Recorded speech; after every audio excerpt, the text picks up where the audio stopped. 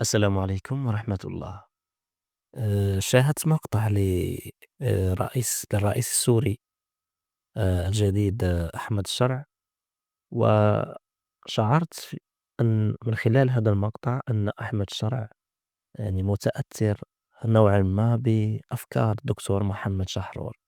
سأقدم لكم يعني كلام الرئيس السوري مع كلام مرفوقًا بكلام الدكتور محمد شحرور.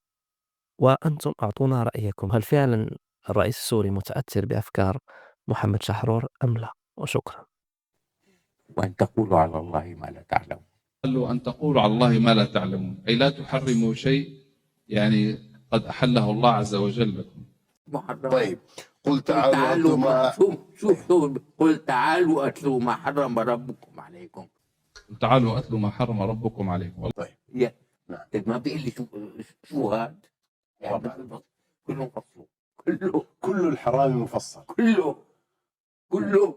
طيب ذكر المحرمات بشكل مفصل، سورة أنزلناها وفرضناها، كتاب فصلت آياته، والله عز وجل فصل المحرمات بشكل واضح وجلي.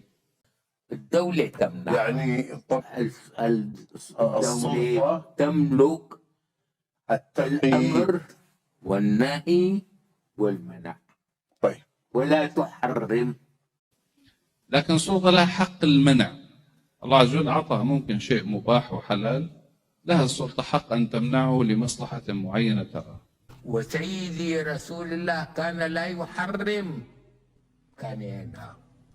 سلطة التحريم أعطيت لله عز وجل. لما النبي صلى الله عليه وسلم حرم على نفسه العسل نزلت عليه سورة كاملة ونهته عن التحريم. يعني ما في، يعني لا يحق التحريم لأحد، تحريم لله فقط. التحريم حق إلهي فقط.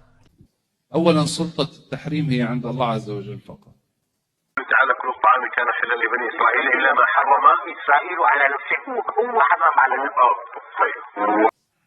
كل الطعام كان حلا لبني إسرائيل إلا ما حرم إسرائيل على نفسه.